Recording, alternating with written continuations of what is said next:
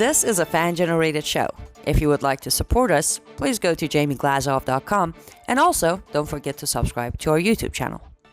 And make sure to order Jamie Glazov's new critically acclaimed jihadist psychopath, how he is charming, seducing, and devouring us. All your support is greatly appreciated. Good evening. Welcome to the Glazov Gang. Tonight, lockdown. Personal freedom threatens the children of the snake. Back by popular demand, with us this evening, James Patrick Riley, a farmer, a TV producer, and many other things. Jim, welcome back to the show. Thanks, Jamie. Thanks for having me on. It's a fun conversation always. Absolutely. Fascinating discussion with you last time. We wanted to continue. This time around, Jim, I want to get to many people's yearning to be slaves. But let's just begin with our introduction. It is very clear that what we see in front of our eyes now is not about any virus anymore. It's really about the worldwide response to it and, of course, who's behind it. Could we start with that? Well, I think to begin with, most of us observers have to have a little bit of humility before what's happening, because nothing has happened like this that I can see in 100 years, maybe even 200 years. I mean, what we're seeing, world leaders uniformly respond to a threat by shutting down economies, and they had to know what was going to happen. I mean, we're seeing every day major corporations, small businesses shutting down entirely. So that's either incompetence or it's pure evil. I have a sense that it's pure evil, but I think most of us don't know exactly what the agenda is. Thank you, Jim. So look, obviously something very evil is behind this. We've talked about the spiritual component. And now, not only do we look at the evil that was perpetrated on us, but now the resistance to returning to the world. So for instance, now with businesses or anybody that even dares to say now to maybe take off a mask, you don't need the mask, or you can wear the mask or you don't have to wear the mask, there's a certain segment of very angry, crazy people that start mask shaming you immediately with tremendous rage. What do you make of this? Well, in our business, just a little background, we went from, anywhere from, $200,000 a week down to basically $9,000 or $10,000 a week, just enough to feed our family, basically. So we had a tremendous loss of revenue and sent 105 employees home, and we were just trying to survive, and so we said to people while we were open, you can wear a mask or not, it's your choice. And that automatically became, for our guests, a very pernicious, very small segment of them that I was mask shaming. I said, look, if you want to wear a mask, you can wear a mask. If you don't want to wear a mask, you walk around in the countryside. We have 760 acres. You can enjoy the sunshine. And just that offer of freedom was very threatening to people. And I don't really know why.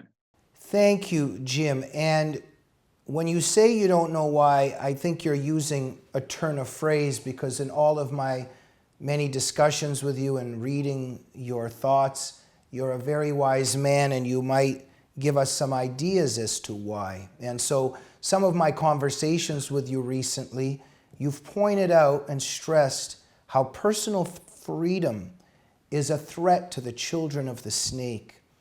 And we know that Jesus Christ gave us freedom. And we know in many ways that Satan hates freedom. And all my life I've been very, very heavily impressed by Dostoevsky in Brothers Karamazov, when the Grand Inquisitor reprimands Jesus Christ for giving freedom to humans because it is a burden that humans cannot bear. Can you talk a little bit about that, how in many people, they want authority. They want to be told what to do. Yeah, when I say I don't understand it, I don't personally understand it. I don't understand the motivation personally. I don't feel it.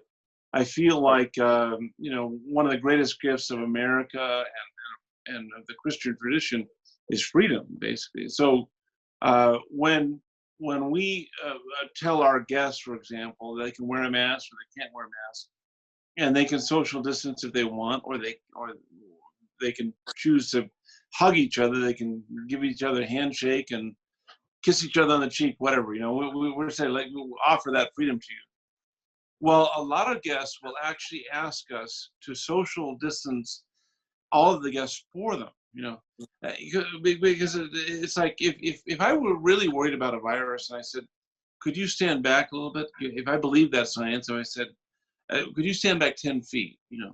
I would say that to someone, but they actually want us to do that for them. They want us to distance people. I think they want us to dedicate 3 to 5, 10 staff members to push people apart, because they don't really want to take the responsibility of saying, I just need a little space. And I've never really understood that. I mean, even, this is a sort of off the wall, Jamie, but if someone makes a pass at her, the Bible says, scream out, yell, hit them back, announce that initiation is not appreciated.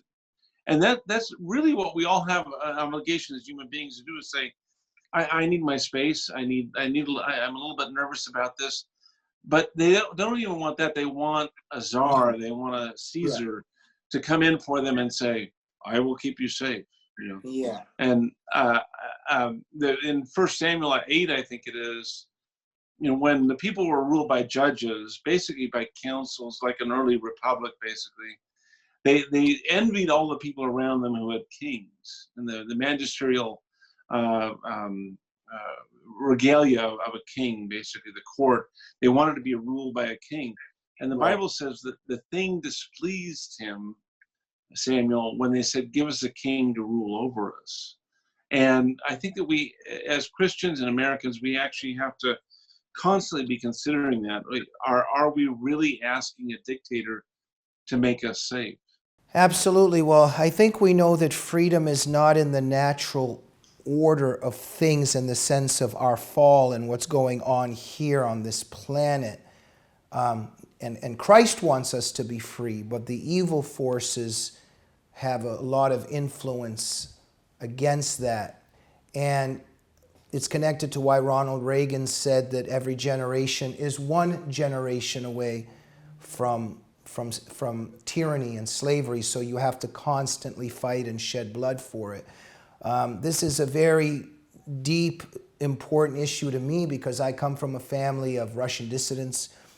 We know so many brave Russian dissidents that stood up for freedom in the Soviet Union, but we went against a certain tide because due to communism and the past of Russia, and historically, there is a longing among many citizens there to have a kind of Stalin that's taking care of things. I've studied Islam throughout my whole life, and very interesting, especially many Muslim women that I've spoken to and also researched, many of their testimonies, especially converts that converted to Islam. There's some women that, many women saying, oh, well, at the Baptist church, they didn't give me the rules about how many meters I could leave my house. They didn't tell me this. They could tell me, Islam makes it all very clear when I'm allowed to leave, when I'm allowed to do this, when I'm allowed to do this. So there's that phenomenon that you're hitting on. And let's bring closure to that before we move on some more. I think we see right now in many people who are terrified of this virus that inside that fear, they are longing for some kind of Stalinist authority, right? Yeah, I think that people tend to worship what they can see. They have, if the Bible tells us anything, it's that we tend towards idols, So I've been studying today the science behind the wearing of masks, basically, and there's a lot of division among experts as to whether it has value or not. And I think that what happens is that people feel the need to say, I can attach some safety to this idol, a mask or social distancing, and it appears very easy to make people believe there's a few things that will make you safe. And the reality is that, we all actually have to do our own research. We have to say, how are we compromised on the health front? How, what vulnerabilities do we have? And to me, if you were to say the science behind mask wearing was solid, and we could save, 300,000 people or whatever, to me, the solution is far worse than the actual disease. Because if you invited me to your wedding someday, Jamie, and I wanted to go and have a glass of wine and dance and celebrate, whatever, the notion of doing that in a mask, or going to a restaurant and having to lift up your mask to have a drink of wine, to me, going to Dodger Stadium and seeing the whole stadium masked, afraid of everyone, to me, at some point, this becomes a slavery that's far worse than any benefit we get from saving ourselves from a disease. Where does it stop? I mean, you could ask me, take all the candy off your shelves because a diabetic might come into your house. Right. Right. And I don't. To me, that's an insanity that I think, fortunately, most people are recognizing. But the 3 to 5% are very vicious. Very vicious. And so to add, earlier when I was saying, let's say the example of Russia, that there are, of course, and I mentioned the dissidents, people who want freedom, but yet then there's those forces that want slavery and impose slavery. The same with Islam. Like I just said, there's so many Muslim women under Islam that have Islam forced on them, but they long to be free and want to be free, and yet there's the other forces that keep people in chains, keep the Muslim people in chains under Islam, but also those that long for slavery. So you have those very strange parallels. And so now a 99% recovery rate, if I'm not mistaken, in terms of corona, 99.7, something like that. So 99.7% survive, and because of that, many of us just want to live free lives, and yet there's those for whom this statistic is not enough, and they want to be told exactly what to do now, and if anybody wants a little bit of freedom, then they are blaspheming some kind of new secular deity, right? Well, I think there's two things. I think that there's the fear of death, the fact that I think a relative of mine said that some of these world leaders in their 50s, 60s have delayed putting off reconciling themselves to their own mortality. So they've basically accepted, very draconian solutions because their own mortality is so important to them. But I also think that a lot of them can't stand the idea of anyone being free. In other words, right. you see, I'm kind of an introvert. I like my books and my home, and I'm not really a traveler or whatever. But it's a tragedy for me that young people can't have a graduation, that you can't have a wedding. That as I said last time, apparently the best thing for young people to do is go to the beach, build up herd immunity, and enjoy freedom. But there are a lot of people sitting in their homes, and they can't stand the idea of someone somewhere being free. It's like the Mencken, the definition of a Puritan is the fear that someone somewhere is having a good time. And I think that we've got to combat that at some point. We've got to be willing to say to our loved ones, our families, look, we're born into this world to die. And we are going to die. And on our way to there, it's how well we lived.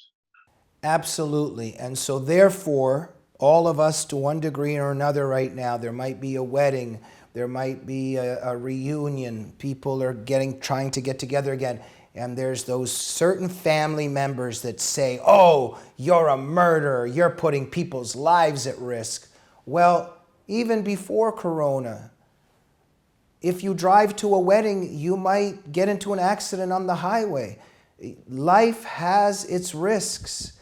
And so there's that segment of the population now that actually has a lot of influence and power now, that doesn't want people to live because there's always a risk in life.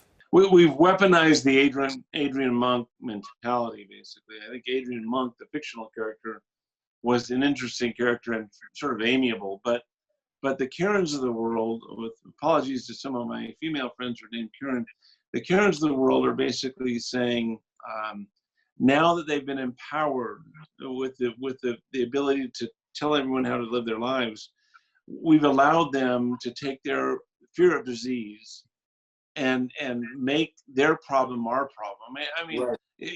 Jamie, you probably, I mean, we all understand this. If something goes wrong with our bodies, we worry, we go to the doctor, we get a clean bill of health or some prescription for fighting the disease or whatever.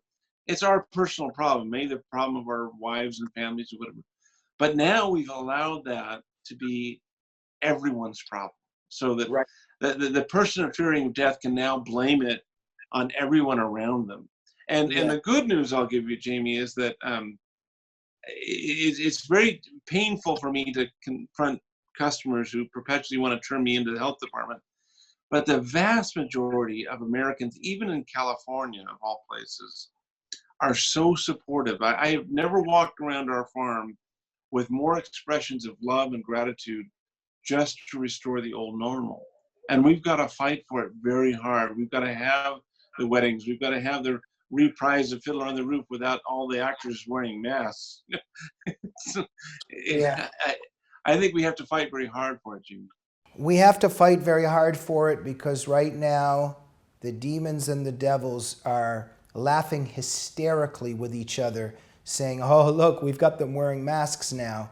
And I see some very disturbing social forces now. The ads coming in, Uber and all that. Everyone's competing now. Who's where? You know, our drivers are going to be wearing the perfect masks and the masks here. I'm seeing all these advertisements now. The labels are going to start coming on the masks. The advertisements are going to start coming on the mask. There's a whole movement now. Like, it's multi-layered in terms of who's invested in this to keep this in place. So it's quite scary. Let's finish on something you shared with me, James, recently. You told me about Pastor Jeff Durbin of Phoenix, Arizona, who has said that a timeless truth about the children of God, those written in the book of life, in every age simply will not bow down to the beast. Something very profound there. What does he mean? It was a very liberating sermon, and I recommend everyone go to Apologia, their YouTube channel. This guy is a very dynamic, Reformed pastor, and he preaches from what I call a dominionist perspective. And the interesting thing about dominionism, Christian dominionism, is that for most of the history of the church, Catholic, Protestant, everything, it was take the word, the good news to everyone, basically take it to the new world and destroy the pagan temples where people were having their hearts cut out of them, where children were sold into prostitution, where headhunting went on, basically to bring the good news of Christ and his law across the globe and to win the world for Christ.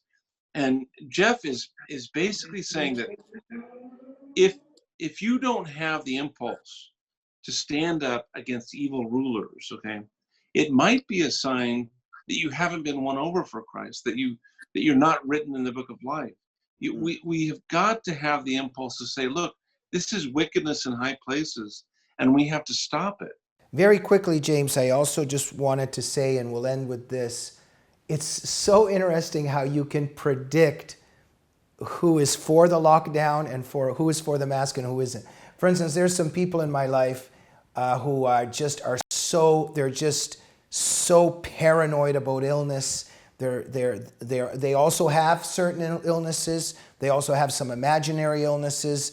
But whatever, the people who are not physically well or mentally well interconnected with these things, I already know. I just go to their Facebook page. Oh, they're for the mask and they've unfriended me. And then I know certain people in my life, I could just guess that they think that the mask is just stupid and they don't wear it because I already kind of know their attitude and they're kind of healthy people. So it's very interesting how people project their own mental and physical health onto whether this whole society should be destroyed or not? Well, I mean, I use the metaphor of the Pharisees quite a bit, because there are the Pharisees, the ones who have the high seats in the temple, have the very rigorous, sort of immature, adolescent version of the law, basically very detailed. And then the people who look to the Pharisees, who say those guys have it together. They're the leaders, they're the professors, they're members of the academy, and they say the right things, and so we have to follow them. I distinguish between the Pharisees, the truly evil, the folks who would basically look at Christ healing someone and say, "That's great, you healed them, Jesus, but it's on the Sabbath, so you shouldn't have done that." I mean, and they're the people who look to the Pharisees and say, "Well, Christ comes and goes, but the Pharisees, the high places in the temple will always be there." As it turns out, in 70 AD, they were destroyed, But my sense of it is that we've got to appeal to people who see Christ, know what he was, believe in what he does, and believes in extending salvation to all those who believe in him, and liberate them to stand for him, to stand for Christ, basically to oppose wickedness in high places. You don't get persecuted for obeying evil. You get persecuted for opposing evil. And we've got to get people to say, life is short. When I go to my grave, I want to be able to say that I stood for the truth. Amen. Thank you very much, Jim. All good things must come to an end. Thank you for your profound insights and your wisdom and your bravery. Am I correct that all people inspired by you should go to James Patrick Riley on Facebook, right? If they want to read my writing, that's great. If they want to come out and have a glass of wine with me and walk the farm, it's Riley'sFarm.com. Fantastic. Jim, thank you for joining the show. Thanks, Jamie. And thank you so much for joining the Glazov Gang. We'll see you soon. Good night.